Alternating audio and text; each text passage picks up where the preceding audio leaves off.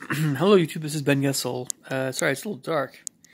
Try to increase the light here a little bit. At least,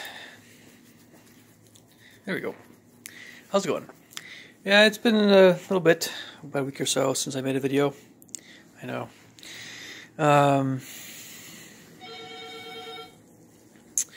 Yeah, people are always calling this place. Sorry. This particular video, well, it's a lot to mention. I'll try to mention it in other videos. I just am trying a few things on a new phone. I just had to get a new phone recently. I maybe mentioned that a little bit ago.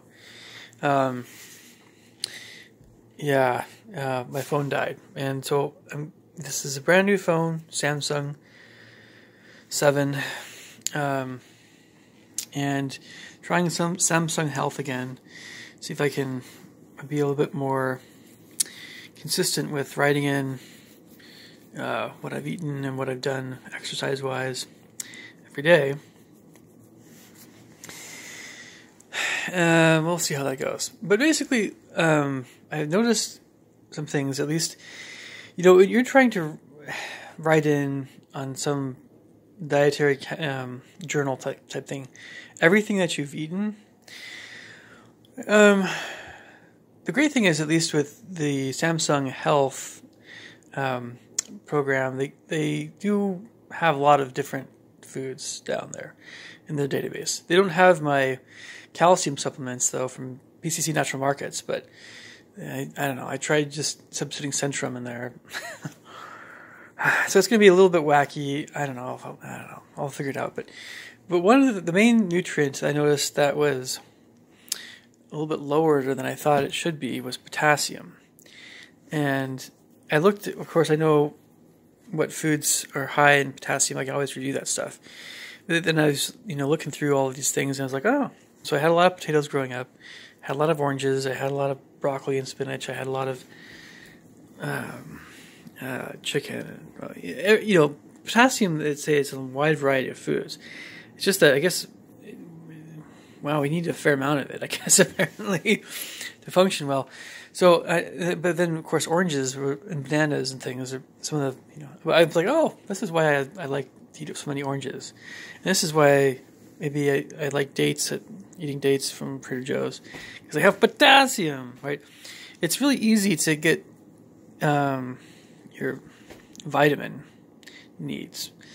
I've noticed that. It's not hard. Well, vitamin D is kind of a funny one, but the funny thing is on the Samsung Health app, they don't even cover most of the nutrients. They cover only potassium and iron and calcium and vitamin A and C and maybe a few others. So I'm like, I don't know how great this app is. I'll still use it. Just, I don't know. It's kind of like, how long can I keep this going before I forget or get too busy, kind of thing. But I was wondering, am I low on potassium?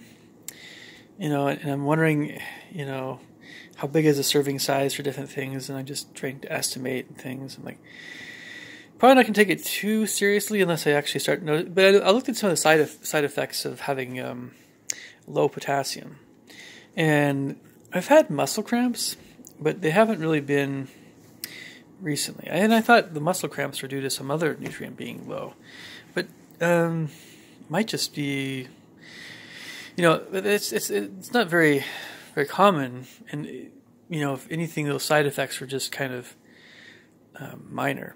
And so I don't think I'm low in potassium, but I guess I can always go to the doctor, but that's expensive and whatever. But I have health insurance, but I don't know. So anyway, I was just making a video tonight about this one little app.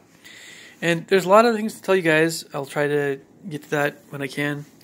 But I am lighter, thinner than I have been in the past. And, I've probably been around, for the last little while, I've probably been around 180, 190. I got up to 196. So I'm kind of, but I'm not over 200. But I can get back down to 180, I think, if I really, and then 160 would be, wow, I'd be in top shape, 160. But, yeah, hanging around 190-ish. Feels good. I think being 220, I got up to 220 or so. I was getting pretty chubby at that point. That was a little too heavy. Now I'm doing better. All right. Well, I'll catch you guys later. Take care. Bye.